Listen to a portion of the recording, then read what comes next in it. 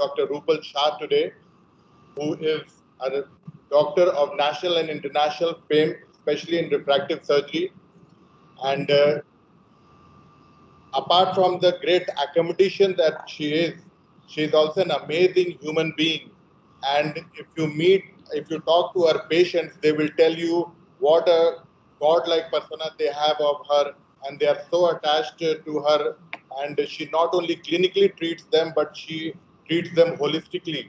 What an amazing human being she is, and what an amazing accommodation she is. And we are so blessed to have her today. We also have with us Dr. Manish Singh, who is a consultant at BBI Foundation, Kolkata, who was with us, you will recognize throughout our glaucoma session. I would like to request Dr. Manish to please introduce our eminent speaker for today, Dr. Mrs. Rupal Shah. Good evening, everyone, and good evening, madam. It's really a great honor for me to introduce Dr. Rupal Shah. Madam, if I today have to undergo LASIK, probably there is one person I'll go is Dr. Rupal Shah. So for PGs, all of you are not much into refractory surgery, but if you are really lucky and blessed to have madam, and learning from madam is really a blessing, because I had an opportunity to observe her surgeries for 3 days, once in Mumbai, and she really made everything appear so simple and so easy. She is definitely one of the leading refractive surgery, and not only leading, one of the first surgeons in India to perform refractive surgery starting way back in 1994. She is currently the Group Medical Director of New Vision Laser Center, Center for Sight, a part of Asia's largest chain of refractive surgery clinics. She is practicing both in Vadodara and Mumbai, and she has done more than 50,000 refractive procedures with around 2,000 treatments every year since last 25 years. And she has been one of the pioneers in developing the SMILE procedure. In fact, she was the third surgeon in the world to perform the relay SMILE, single incision relay SMILE. And she has been involved in all kinds of studies on relay SMILE, including studies for the US FDA procedure. She's a great teacher. She has trained more than 1,500 eye surgeons from different parts of the world for LASIK and relay, multiple publication, multiple presentation. I won't waste any further time, madam. All yours. It's really an honor to have you. Thank you, Dr. Manish, for a wonderful introduction, and thank you, Dr. Satyajit, for inviting me, giving me this opportunity, and for being so generous with your compliments. Thank you so much.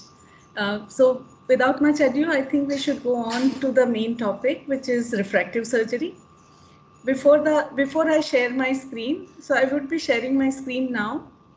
Please tell me if it's visible, and then I can go ahead. It's visible, madam. Okay, so dear students, good evening. It's a pleasure to be here. I know how it feels when you are sitting on the other side. So I'll try and make it as simple, as lucid, and as interesting as possible. Refractive surgery, for some of you, may be an enigma. You may not know whether it's going to be ever a part of your ophthalmic life. But let me tell you that it's becoming very quickly an integral part of what we do today. So whether you want to be a refractive surgeon or not, refractive surgery will affect you in one or the other ways, because it's becoming very popular very soon. Lasers are available now all across India and everywhere else outside. So there are millions of people who are undergoing refractive surgery. So it's important to learn, it's important to at least know what refractive surgery is all about and its effect, because as a doctor, as an ophthalmic surgeon, you may have to also guide your patients about refractive surgery.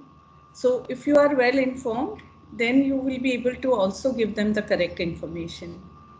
So without much ado, let me now take you on this journey of refractive surgery. But before we start, let's remember what Mahatma Gandhi said, that live as if you were to die tomorrow. So consider this as your last day and live it to the fullest. But learn as if you were to live forever. So there is never a time when you should stop learning. We are still learning.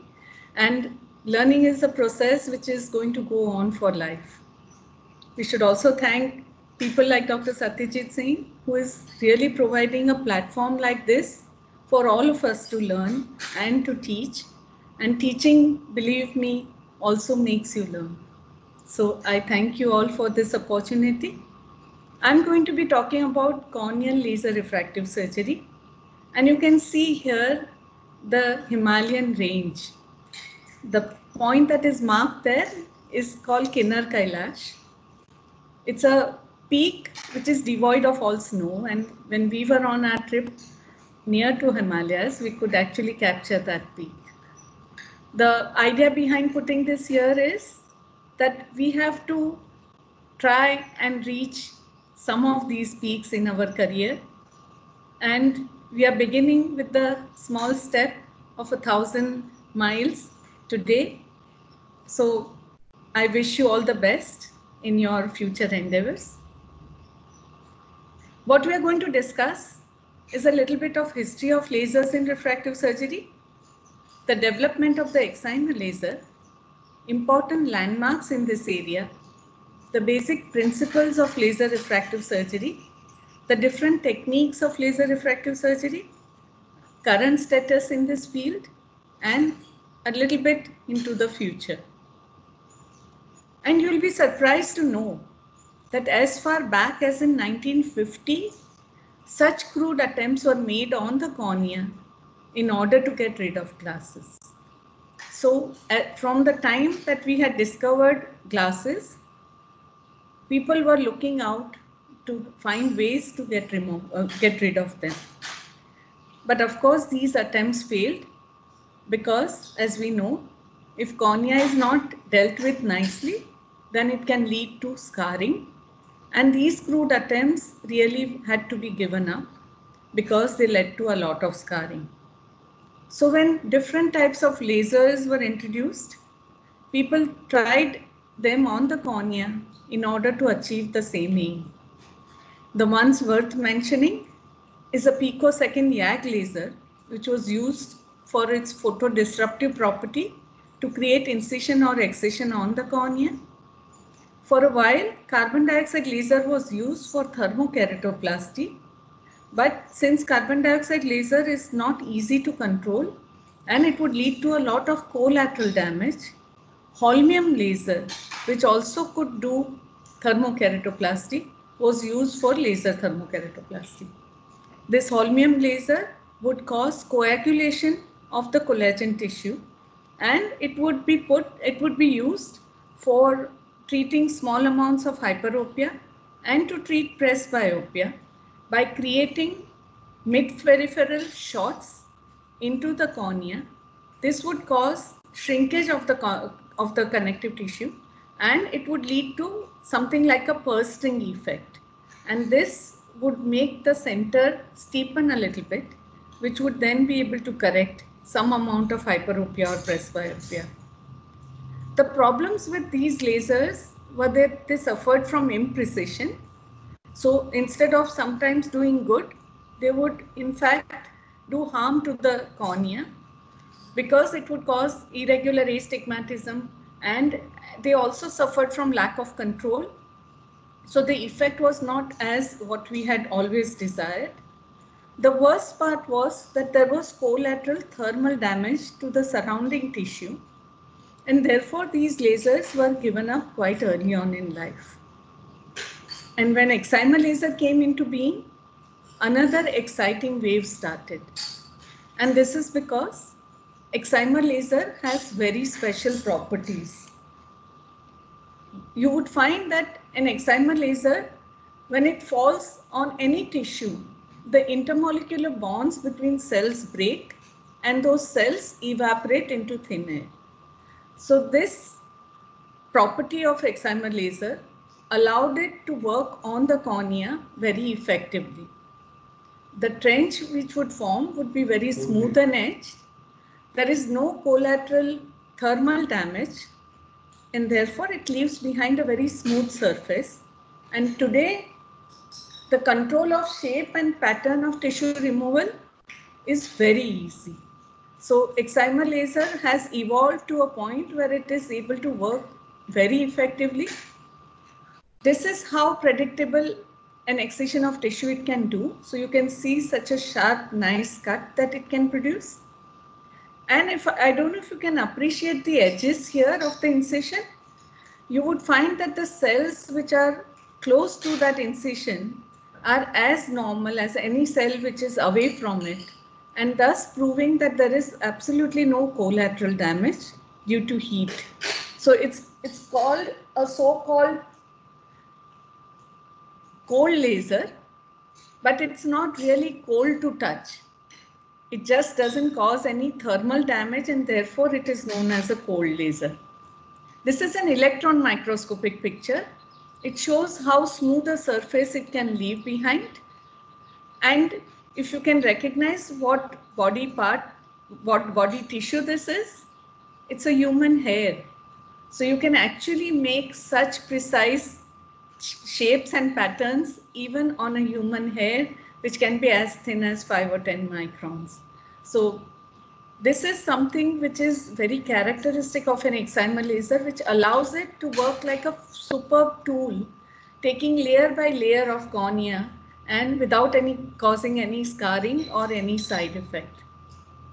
So let us find out what happened before 1990. It was Trochel, and we should all be very proud to know that an Indian scientist by the name of Srinivasan were the first to propose the use of excimer on the cornea. From their suggestion in 1983, Lambda Physics could develop a suitable laser head by 1985, which was used by Meditech company to make an ophthalmic laser. In 1987, the first human blind eye was treated, and getting encouraged by the initial results, the first human sighted eye was treated in the very next year in 1988. After 1990, in 1991, the first multicenter trial took place in Germany, and the first LASIK procedures were also done in the same year. The first clinical approval went through in France in the year 1993. In the US took a little while, and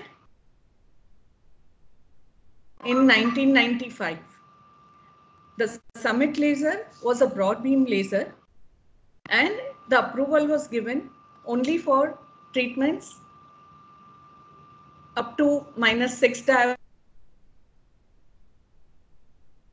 and therefore you would find that this particular study, which has been widely published, would give you sometimes erroneous, sometimes things which people are still referring today, like glare and halos, because that has been reported in these studies. But we have to remember that this study was done with a fixed zone of 5 millimeter and a treatment which was done only for spherical errors, and any cylinder error that was there was ignored. And you would find that most of your myopic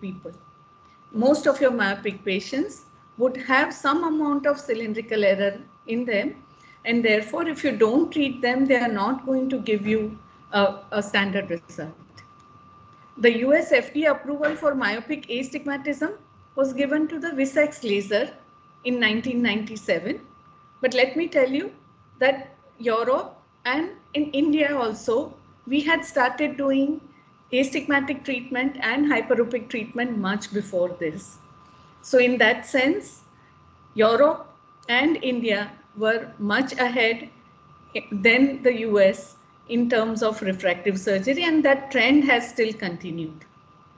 The first wavefront guided ablations happened in 1999, and that was done by the Alcon laser.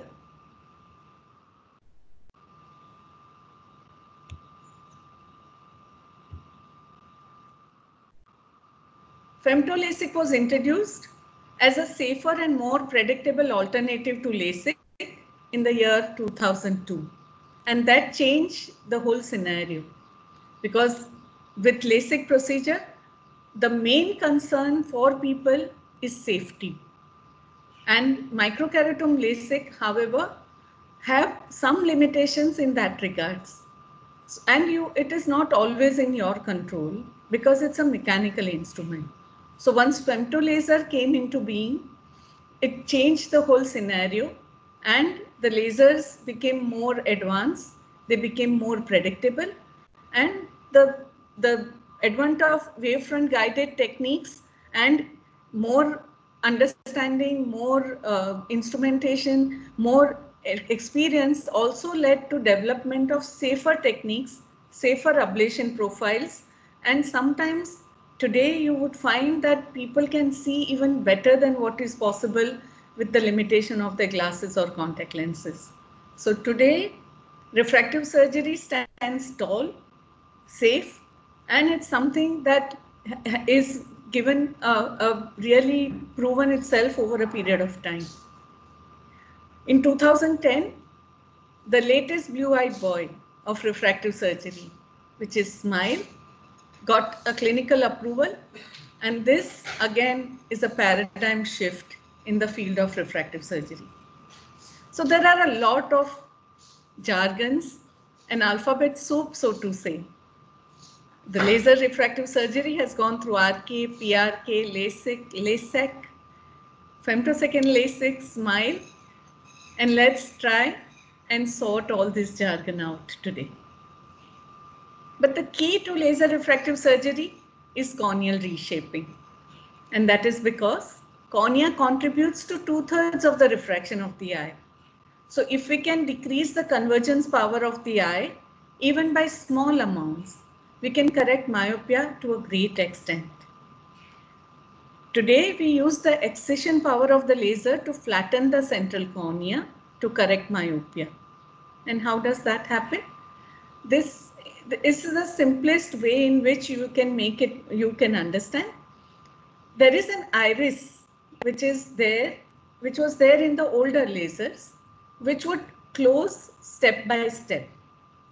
So the laser beam would be exposed initially to a great area, and as the iris would shut a little bit, then to a little lesser area, and still less, and then still less, till it closes almost completely where only the central portion of the cornea gets exposed. As a result, you get the concavity which you need to be formed in order to treat myopia. What about myopic astigmatism? Myopic astigmatism correction would require you to do differential ablation at different points. Remember, an excimer laser works on the principle of photoablation, and an excimer laser fires in the ultraviolet range, and it's the 193 nanometer which is used as a preferred wavelength for use in the excimer laser. Why so?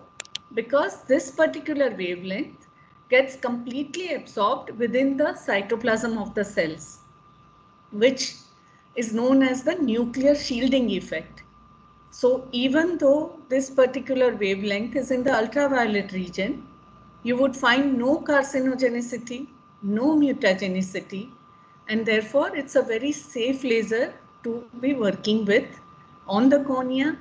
And there are also other applications. So there are excimer lasers getting used even in cardiology, and excimer lasers are known to be used in many industries also. So this is what we know about excimer lasers. When you are talking about hyperopic treatment, we know that hyperopia gets corrected by a convex lens. Now, excimer laser can remove tissue. It cannot add tissue. And we want the center to be more steep as compared to the periphery in order to treat hyperopia. So how do we do it now? In order to achieve a central steepening, what you need to do is to do a mid-peripheral flattening. When you do that, it acts in two ways. One is, as compared to that mid-periphery, which is flattened, the center is steepened. Second is a coupling effect. you would find that anywhere where you would flatten a cornea, the area next to it steepens. And that's what is getting used here to correct hyperopia as well as hyperopic astigmatism. Having said that, you have to note that here it's an indirect effect as compared to myopic treatment, where we are treating the center directly in order to get as much correction as we want, because you can make the center as flat as you need.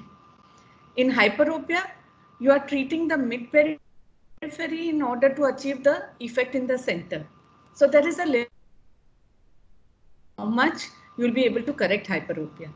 And it is preferred that, so the predictable results in hyperopia with an excimer laser is only to the tune of about +4 to 5 diopters. And in myopic treatment, you can even go up to -10 to 12 diopters in order to achieve correction for myopia. So we go on to the next slide. The different techniques of corneal reshaping. So in Europe, it started with surface ablation by a big group of people.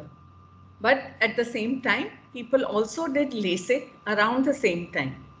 So PRK is surface ablation, LASIK is intrastromal ablation, femtolasic is nothing but LASIK, which is intrastromal ablation, but the creation of the flap is done with a femtosecond laser instead of a microkeratome.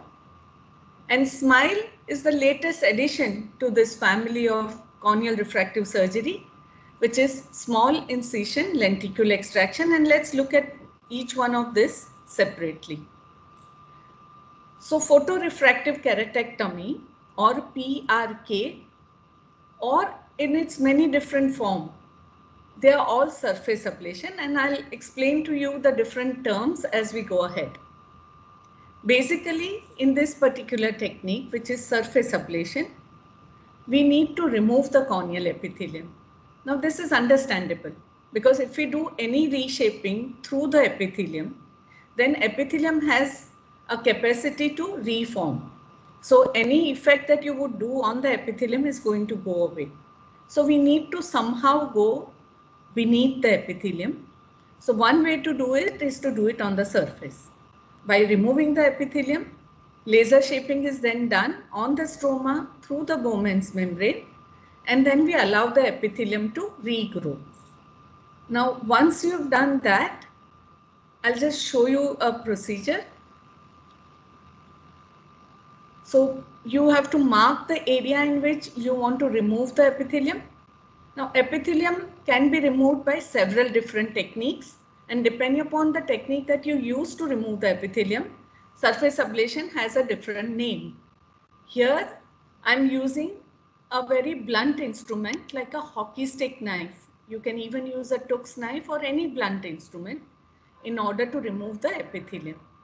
When you remove it with a blunt knife like this, it is known as photorefractive keratectomy. The second way to remove or facilitate epithelium removal is to use alcohol as assistance. So when you loosen out the epithelium with the help of alcohol and then remove it, it's known as LASEC with an E. When you use a microkeratome-like device but with a very blunt blade, then to remove the epithelium, then it is known as EpiLASIK. And when you use the excimer laser itself to remove the epithelium, it's known as transepithelial PRK. So they are all doing essentially the same thing, but the epithelium removal technique differs. But most things have been compared now, and you would find that the post-op healing and the care that you need to take and the need to give steroids remains more or less the same in one technique or the other. So whichever works best in one's hand is the one that one should be using. Once you have such a smooth removal of the epithelium, then the laser is fired through the Bowman's membrane, as you can see here, onto the anterior corneal stroma. So it's the anterior corneal stroma which gets ablated,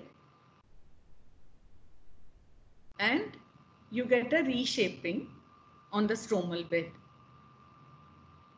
You can see this laser having its effect. The tissue starts becoming dried, and so you can see the ablation pattern. And at the end, you can put chilled BSS so that there is no heat effect at all, which would reduce the chance of haze and regression.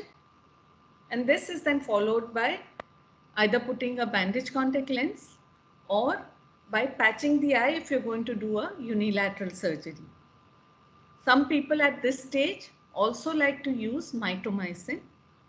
Mitomycin is useful to prevent haze, especially when you are treating for very high myopia, or when you are trying to do it as a retreatment procedure, or some people like to do it even for small myopia. So it's an individual's choice whether to use mitomycin or not, but in certain conditions, it is really recommended to use mitomycin. So this is the end of the procedure.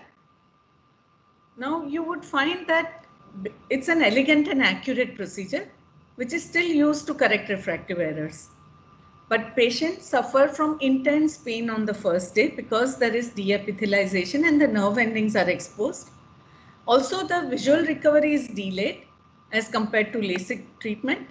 And you would find that because the epithelium takes a while to become multilayered, there is a slight hyperopic shift for the first month. Sometimes there is significant corneal haze accompanied by regression of the refractive error, and this is something that is going to be a limiting factor for using this particular procedure for treating very high myopia. Also, you need to give steroids for 3 to 5 months in a tapering dose, and so you have to look at these patients, call them for regular follow-ups, and you should also be looking out for any steroid related complications like glaucoma and early cataracts. And therefore, LASIK is a very lucrative alternative to PRK. In LASIK, there is a mechanical instrument called a microkeratome, which makes either a horizontal cut or a rotational cut onto the cornea. The slice is not excised completely, but a tongue-like flap is removed to one side. The laser is applied just like what we saw in the surface procedure, and then the flap is replaced and it sticks back in its place. This is the pictorial representation. So a microkeratome would have an applanation plate and a blade which is separated by a finite distance.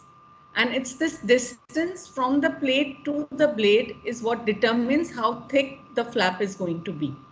So on an average, the normal corneal thickness is about 500 microns, and we try to make about 100 to 130 microns thick flap. Now you have to remember that the flap has, once it's created, plays no longer any role in the stability of the cornea, even though you are draping it back. So what you open as a flap and what you ablate off as for the correction of the error is the loss in the biomechanical strength to that particular cornea. And therefore, we have to be very careful about how much tissue removal we do and how thick a flap we create. This is a prototype of the microkeratome, which was a geared microkeratome. And this is how the flap would get created and lifted to a side. And the laser is done then on the exposed stromal bed. And then the flap is replaced back. And you would get the desired flattening in the center. I'll just show you a small video of the same procedure. So here you can see that the person can still talk. It is going to be a totally painless procedure. It's done under topical anesthesia. Usually only a couple of drops of Rupercan eye drops is enough. Once you put the paint and drape the eye, you put a speculum in and first mark the cornea so that you can put the flap correctly. This is an orthopedic microkeratome, which is PRK. skull head has a blade incorporated within. Once you fix the microcarotom, there is a forward movement along the blade of the eye, and you can see a simply target.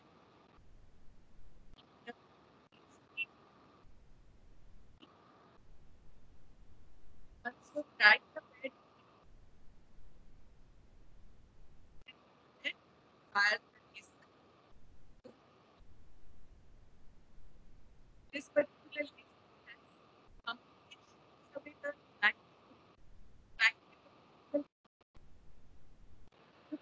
the red.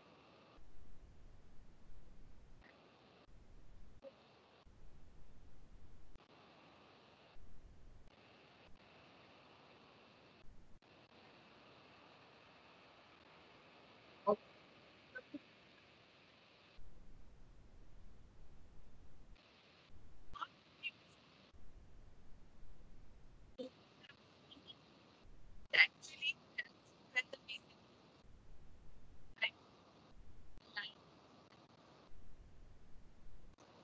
the laser treatment, you need to wash, put the flap back and go underneath and wash and secure the flaps so that it would not move. There is no sutures taken, no glue applied. The flap just sticks by itself. It takes about 6 to 8 hours for the epithelialization of the edges to occur. So for the first day, has to be very careful not to touch or rub the eyes, otherwise the flap can move and form folds. The advantages of LASIK are really staring at us. They are quite evident. Since you are sparing the Bowman's layer and ablation is getting done directly onto the stroma, and epithelium layer is remaining intact, there is very little pain, and because there is no nerve endings which are raw and open there. The vision recovery is very fast. Right from the moment the patient gets up from the bed, he can see at least 660. Within 15-20 minutes, binocularly they are 612 to almost 6.6. By very next day, a person is quite comfortable and almost back to the best corrected visual acuity. So they can practically go back to work. They're allowed to read, write, watch television, go for movies, work on computers, cook, travel, ride a two-wheeler, ride a four-wheeler. From the day after that, they can wash their face and hair.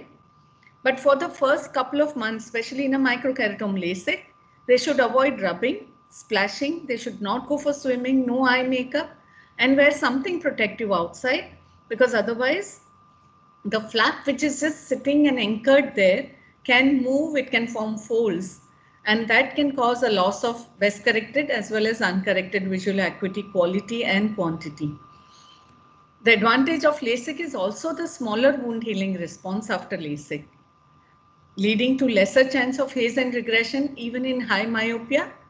Less need to give steroids. We usually give something like fluoromethalone eye drops 4 times a day, only for 5 days or so. So you don't even need to taper it. And therefore, no steroid related complications. And therefore, it is something that is very easily acceptable and used very widely. But nothing comes without a disadvantage. So the disadvantage of LASIK is the high cost of the treatment, because now it's not only an excimer laser which is so expensive that you're using, but also you're using a very expensive microkeratome with its disposable components. The machinery therefore becomes more complicated, and the dependence on technicians and machinery is totally there. And even though complications, though rare, can be quite severe. And you can have complications on table like a free cap, an irregular flap, a buttonhole in the flap, suction loss happening, which would make an inadequate flap, which would make you postpone the case for the next 2 to 3 months.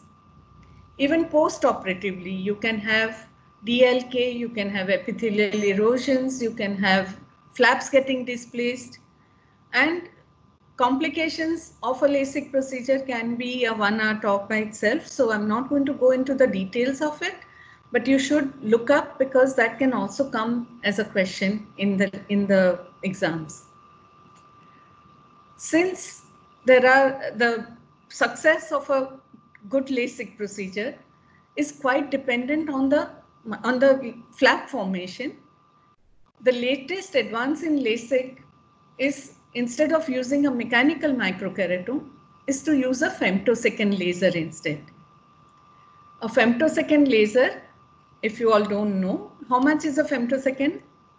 It's 10 raised to minus 15, which means that it's a very fast laser and the energy is concentrated in a very small time frame. And thus, a femtosecond laser works on the principle of photo disruption. You are all familiar with the YAG laser. The frequency of, or the wavelength of a femtosecond laser is also in the infrared zone, very close to the YAG laser frequency. And this femtosecond laser, which is used on the cornea, is firing at 1053 nanometers. Do you all know who was the person who actually was the discoverer of femtosecond laser? It was Dr. Kulz from the University of Michigan, who had discovered a femtosecond laser, which is being so useful in ophthalmology, not just for corneal refractive surgery, but also in cataract surgery. It's playing a great role now. The photo disruption. So what we do with a femtosecond laser is put millions of fine pulses at the same level as we desire the flap. So photo disruption causes the separation of the plane and we get a flap like a microkeratome. What are the advantages of femtosecond laser? It's definitely more precise. There is more control over the size and shape of the flap. Fewer or almost no flap related complications. I've been using it since more than 12 years now. And I don't remember a single flap related issue that I had, except for a few cases of flap displacements. And therefore, an totally enhanced safety. But it comes with significantly higher cost because a femtosecond laser is even more expensive than an excimer laser. And just to use it for a flap formation probably would be an overkill. I'm going to demonstrate a femto LASIK procedure to you now. I've been using the VisuMax, which is a femtosecond laser by Carl Zeiss. And this particular video shows an excimer laser, which is MEL80. VisuMax has a contact glass which sits on the cornea. So what you need to do is a procedure called docking, which you are seeing now. This contact glass sits on the cornea and it then holds the cornea with very little suction. The patient can keep looking at that green blinking light, and the femtosecond laser is now a lot of shots in one plane. What happens is that because of the high energy packet that is getting delivered in a very short period of time in a very small compact tissue, this tissue, which is exposed to the femtosecond laser, quickly turns into plasma, which is unstable and forms a gas bubble. This gas bubble expands and the next shot comes in the meantime. So what you need is separate the bridges which are there between these gas bubbles. Therefore, you find that this particular flap is more adherent than microkeratome flap. Let's here have a very attached flap where you need to separate the tissue bridges in order to be able to open it.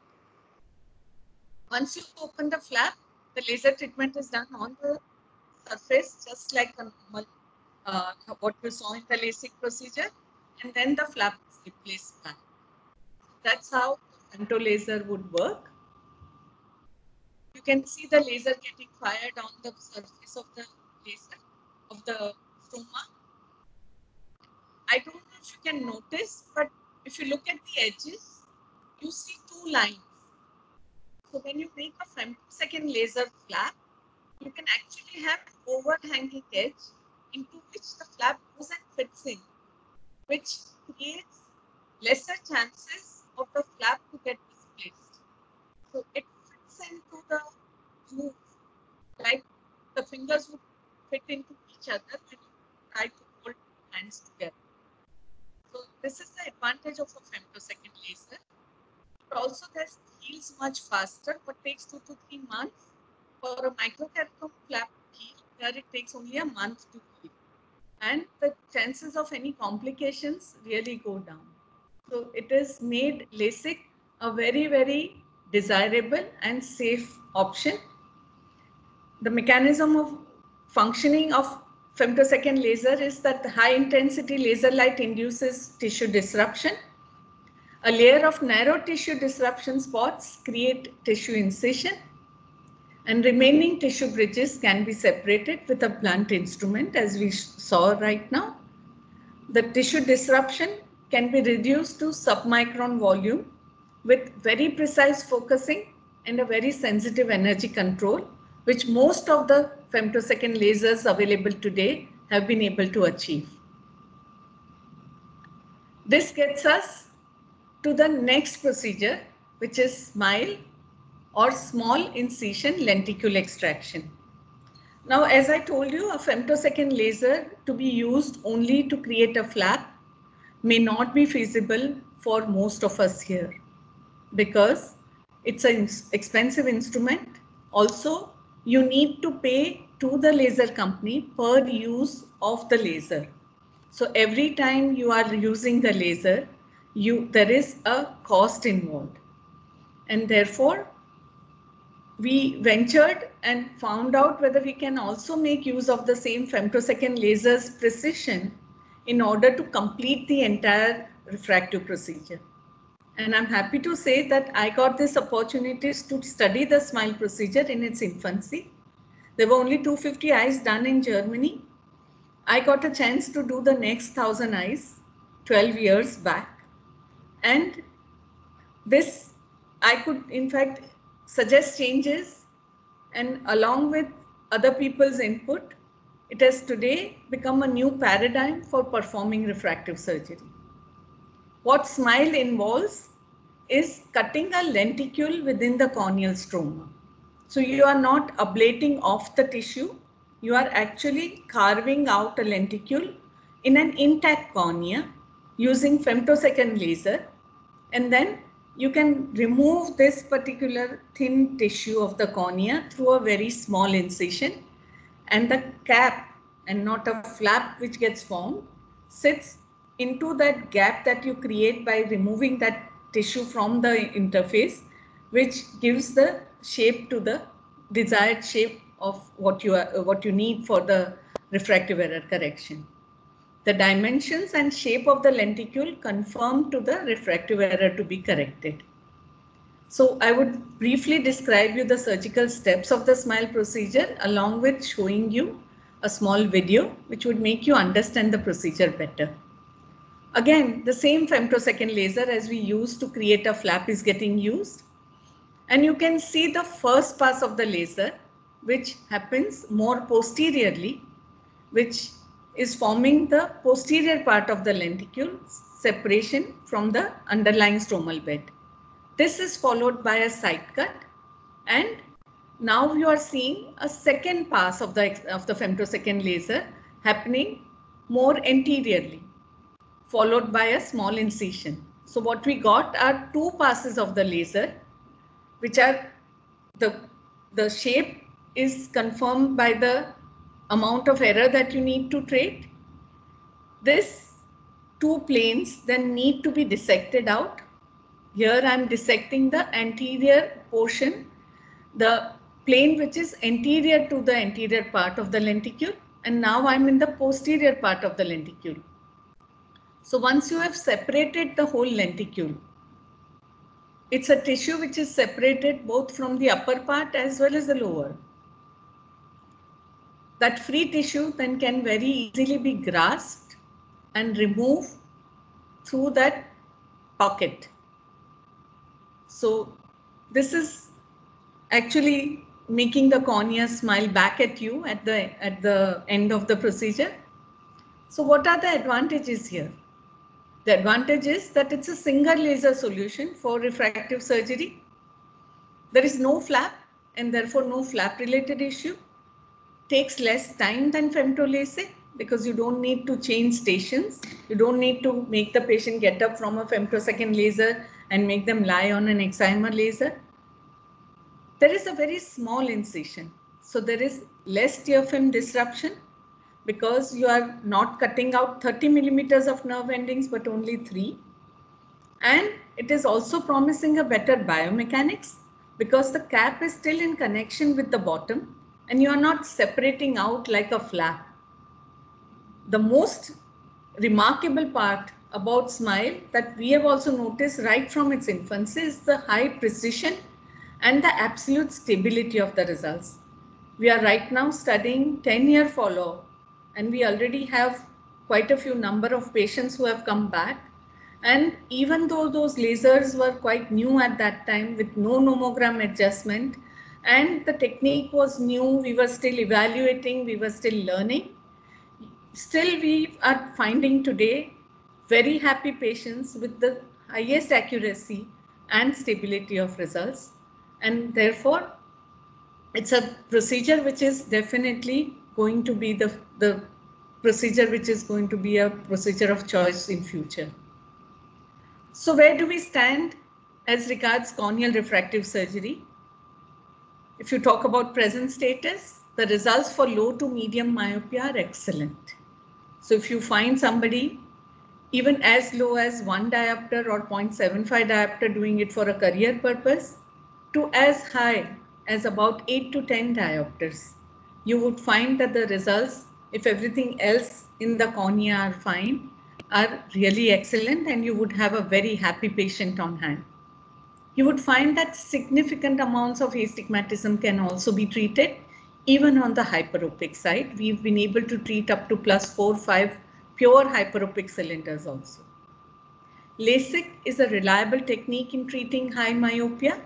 So myopias which are ranging in the 8 to 12 diopters.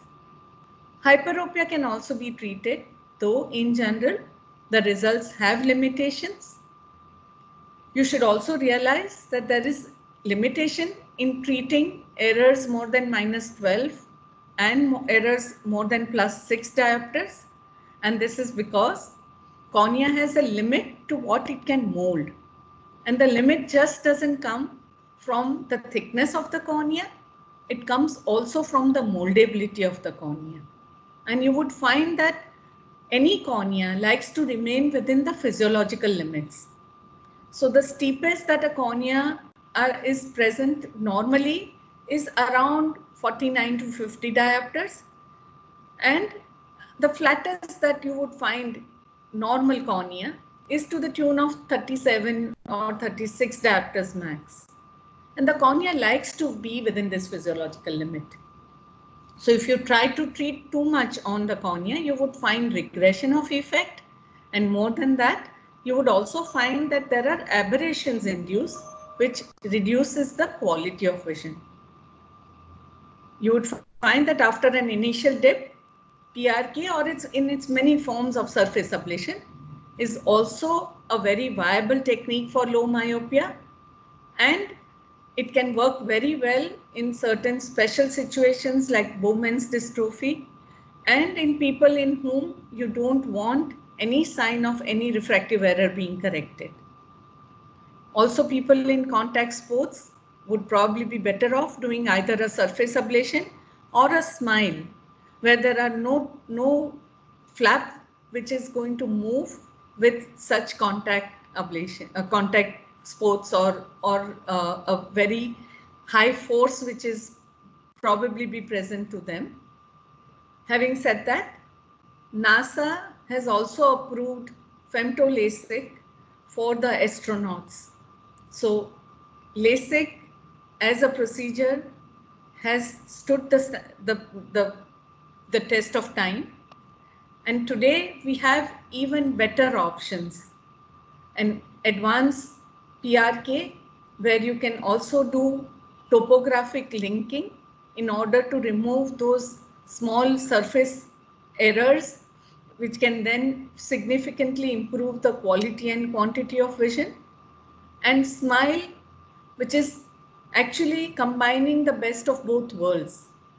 So to put it in a nutshell, a SMILE can be a PRK, so all the safety of PRK but without the pain, and the quick recovery of LASIK but without the flap.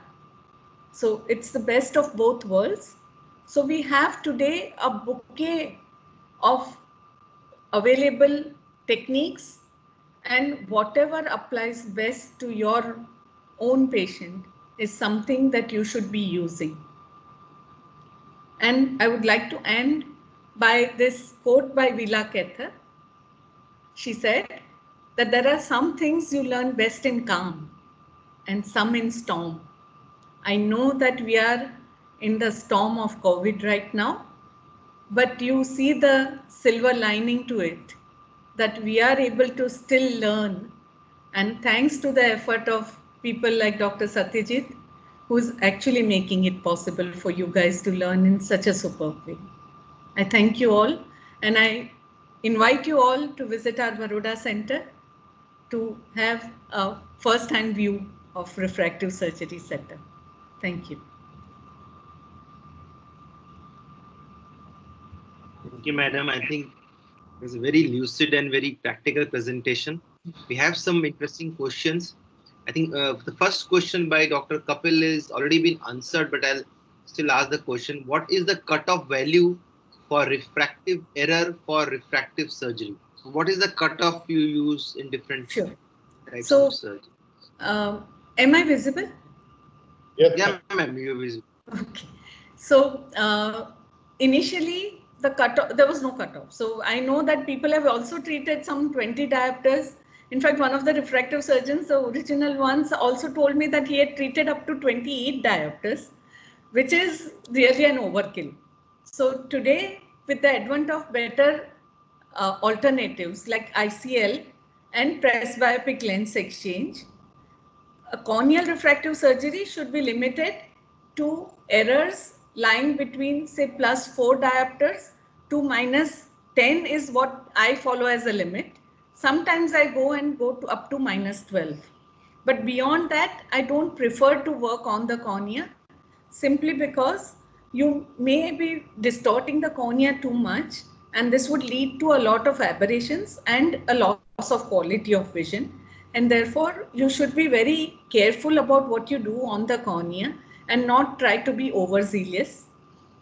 On the lower side, I have treated even up to as low as -0.5 diopters with 0.25 cylinder. And this was done in a patient who was in the US military. So he needed an absolutely precise vision. And so we treated even as low as that. But normally what I see is that if a patient is not dependent on his glasses, then I don't encourage that person to undergo a refractive procedure. So with a -0.5 in both eyes, most of the activities a person can do without glasses. So they are not really the most ideal candidate unless they are doing it for any specific purpose, like a career, or as I told you in this example, he was the one who said that, ma'am, I want to be the one shooting first when I'm in the battlefield and not my opponent. And then that becomes really an essential procedure for him. So we did suggest him and did for him. But apart from that, I like to limit myself to 1 diopter or so, where the uncorrected vision is less than or equal to 612 in each eye. And there is another question related to regression. Why regression occurs after surgery, and what are the risk factors for regression? So this is a very nice question. Can you tell me the name of the person who is asking this? So by Dr. Kapil Sharma. Yeah, so Dr. Kapil, it's a very good question. Regression occurs because of several reasons. Regression which occurs in the initial post-op phase, say within the first couple of months, is happening because of the wound healing response, and usually it confirms to the physiological limit of the cornea. So you would find that if you have tried to cross the physiological limit, on the first day, your refraction may come to exact zero, but then at the end of 1.5 to 2 months, you would find that the cornea tries to find a stable level, and then that's what remains as the final outcome. So you have to tell your patient that it's what you get at 1.5 to 2 months after the procedure is what is likely to remain for life, and not what you get on the first day. Sometimes it's the axial length which increases, and therefore you would get a change in refraction over a period of time. Sometimes due to chronic dry eyes, you would find that the person gets epithelial hyperplasia, and that reverses slightly the effect of the curvature change that you have made, but that's to the tune of only about 0.75 to 1 diopter, and usually not more than that.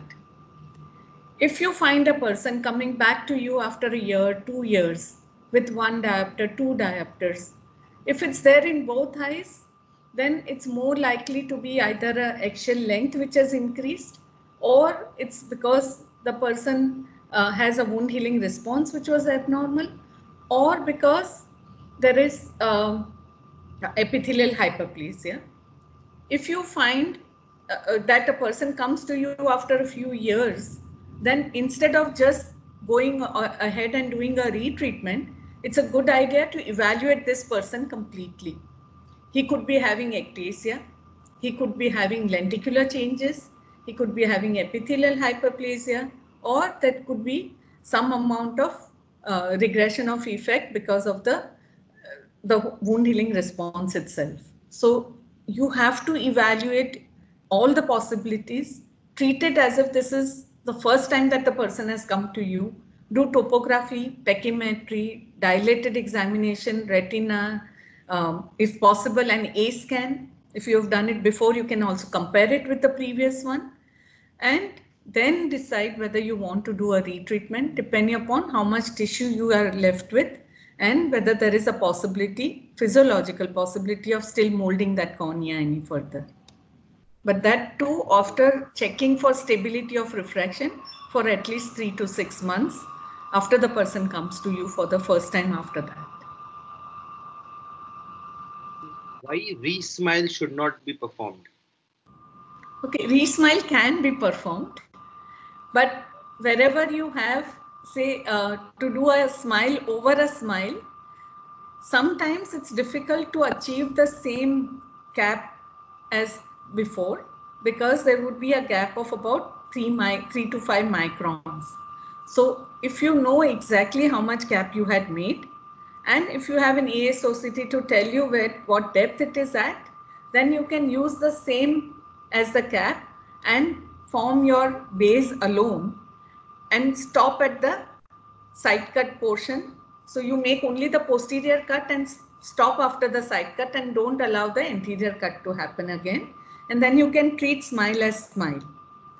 Most times for very small myopia or for hyperopic overcorrection, where smile is not yet available, we use either surface ablation or we use a special software called Circle software. This Circle software is again incorporated into the femtosecond laser, where it allows you to put extra shots on the periphery of your original cap, which converts the cap into a flap. So you can open that flap and do your excimer laser treatment on the bed. This way you'll be able to treat myopic or hyperopic shifts that you got. So you can either do it as using a Circle software, converting it into a flap, or you can do a surface ablation. If you have been leaving behind a very thick cap, then you can even make another femtosecond laser flap into that cap and do a laser procedure with an excimer laser there. So there are several ways in which one can retreat a post-smile regression or some effect if it is not enough. Thank you, madam. There's another question by Dr. Abhishek. What is the indication of ICL and PRLs? Yes. So ICLs are important where you can't work on the cornea safely. especially when you have pupil sizes which are too large, corneas which are too thin, refractive errors which are beyond the capacity of that particular cornea to be worked upon.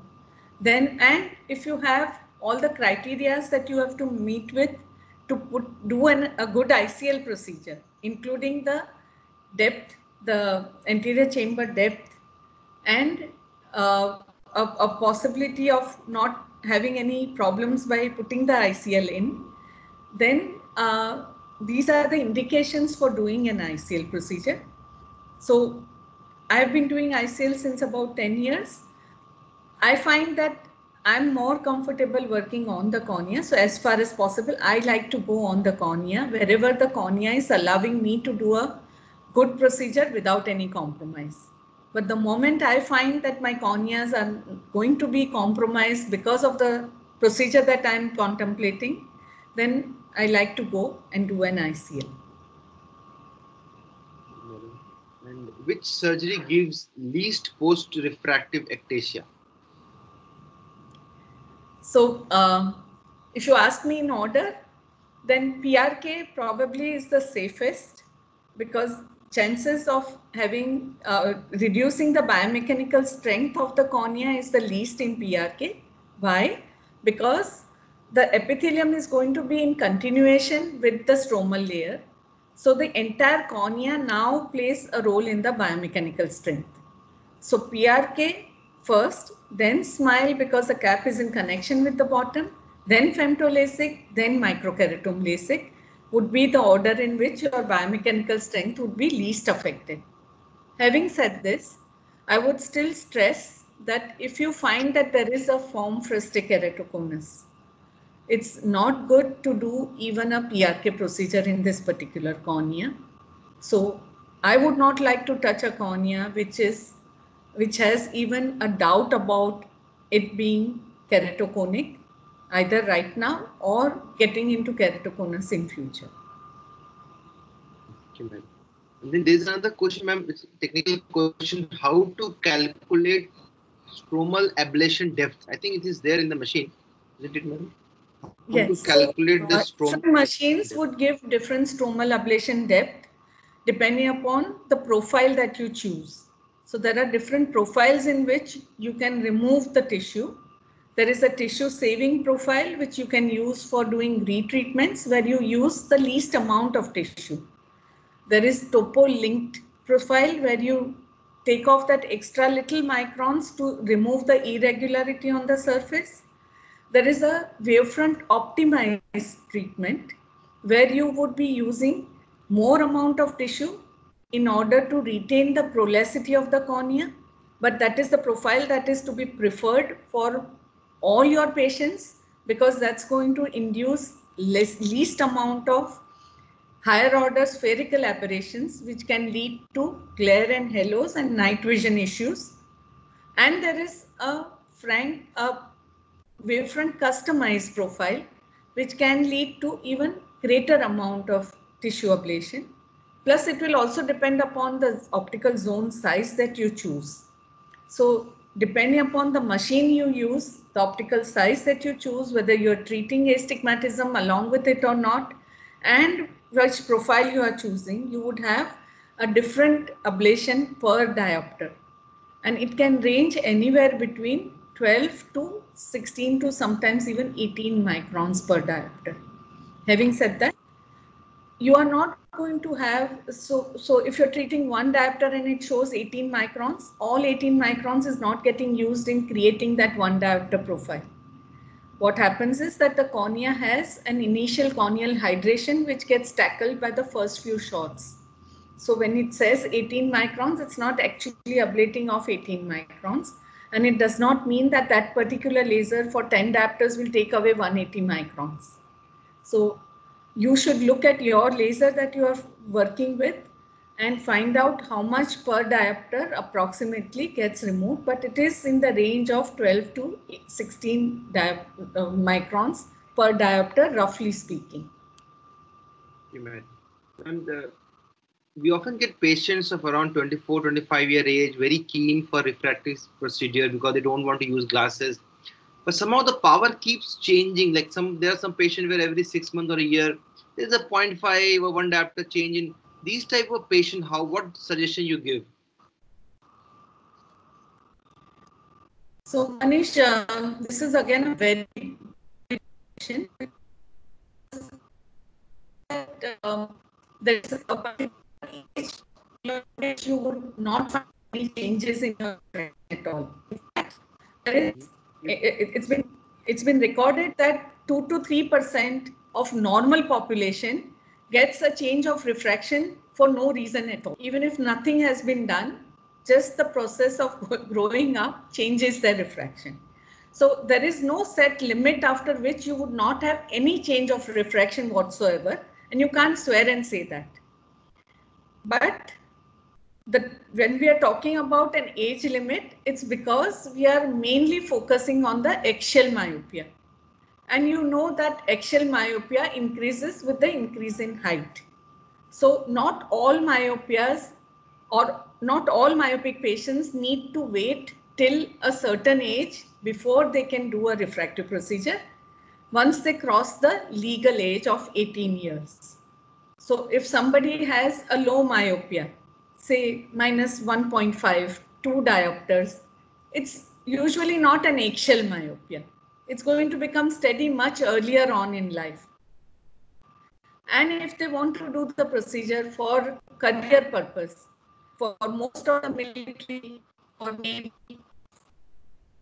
for jobs, for certain other careers, you would find pilots, they all need refraction to be emmetropic even before they apply for their jobs. So in those cases, it's okay to go ahead and do it even as early as at 18 years of age. So what you should see is whether this person shows a stable refraction, whether there is a likelihood of a change of refraction. So if you find that the cornea is stable, the axial length looks okay, and that the refraction has been stable for a while, patient is comfortable with the glasses that he's been wearing for a couple of years now, then it's okay to go ahead and treat this patient. We have to be careful about doing a good dilated refraction, because sometimes these changes are apparent because of the accommodative spasm that happens. And this accommodative spasm can change the refraction for a person, especially who has been working on the computers for a very long time, which you see very, very often.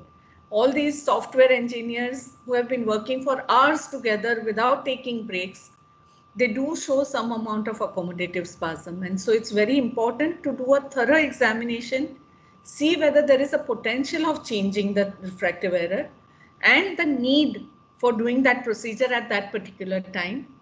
All that put together should make you decide whether you want to go ahead and do this procedure at that moment or not.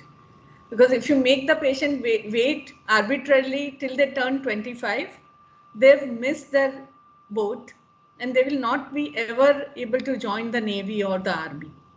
So you cannot jeopardize somebody's career option simply because of your beliefs that it will stabilize only after 25 years of age.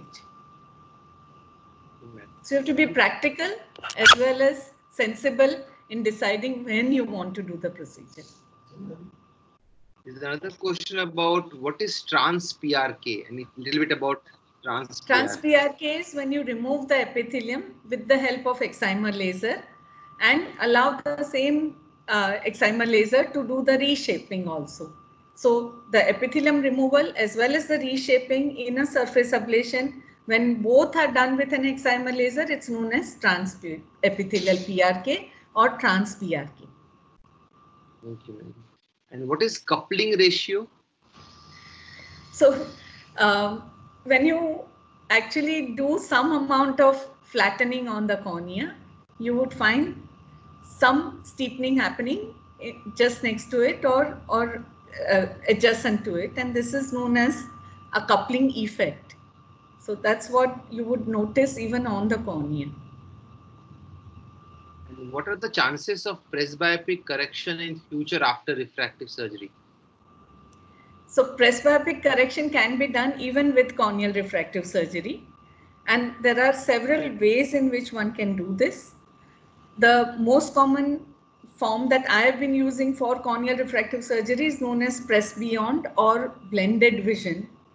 So you can do some amount of, you can do an aspheric profile onto the cornea, making the center of the cornea hyperprolate. This will change the depth of focus. So it will give you a range in which you'll be able to see clearly. This combined with a micromonovision can give you some amount of presbyopic correction.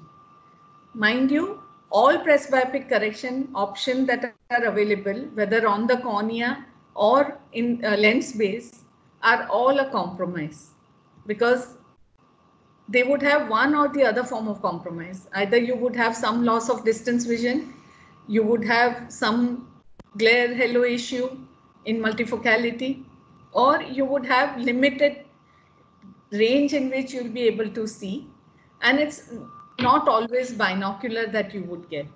So, and it may not be a constant change. So presbyopia is still quite a holy grail for refractive surgeons, but there are ways in which you can reduce the dependency on glasses even after presbyopic age, and the option which is suitable to your eye is to be determined by doing again a thorough examination. You also have to look at the lens and then decide whether you want to do a lens-based method or you want to work on your cornea.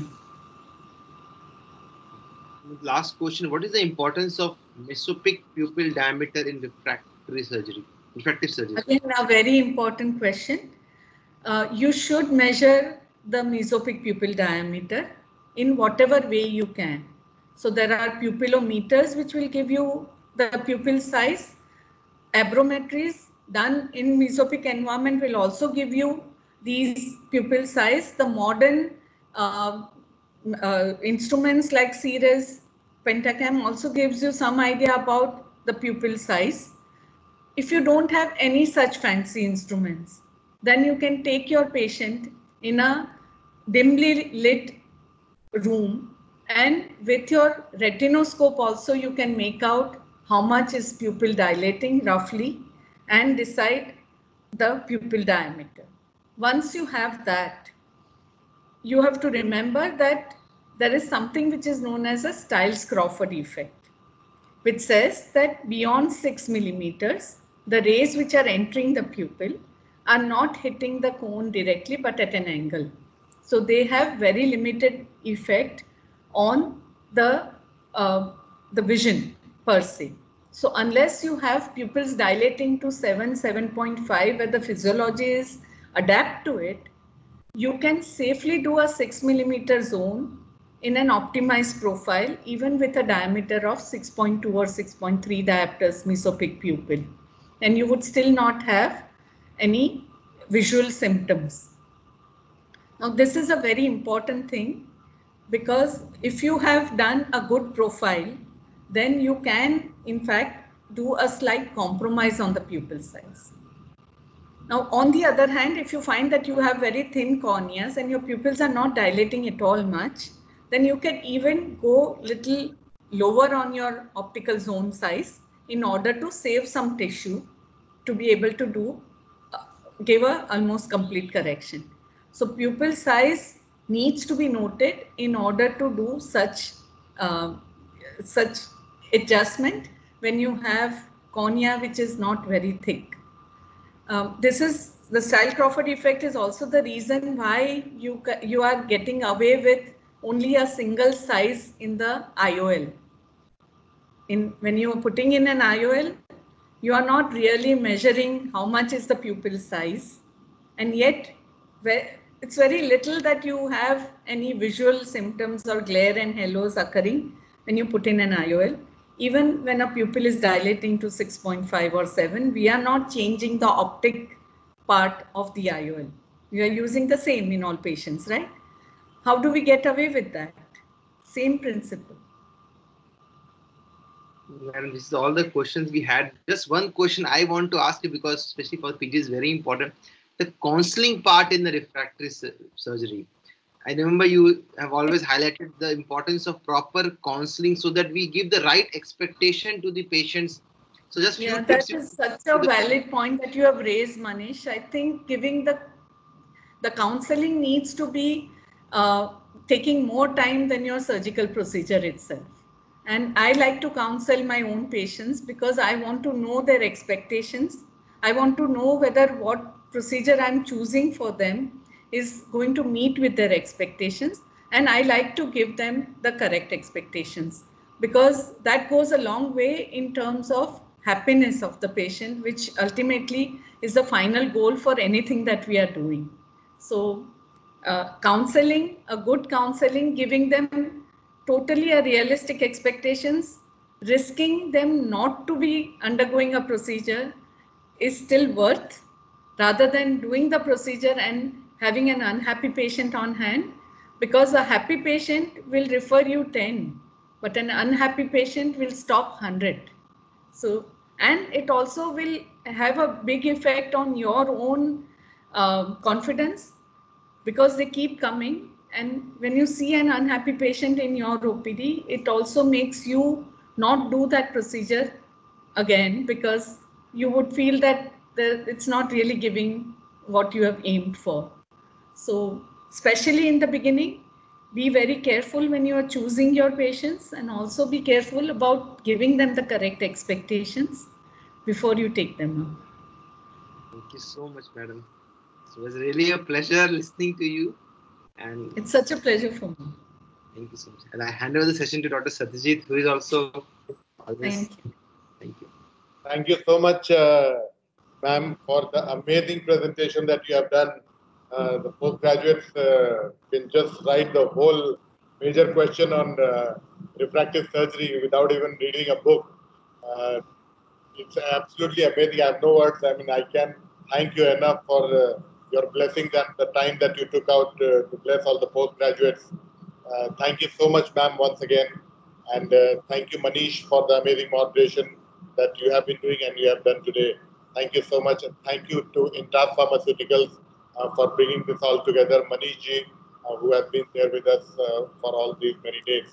Thank you so much, ma'am. Thank you so much for your blessing. Thank you so much. Bye. Bye, madam. Bye bye.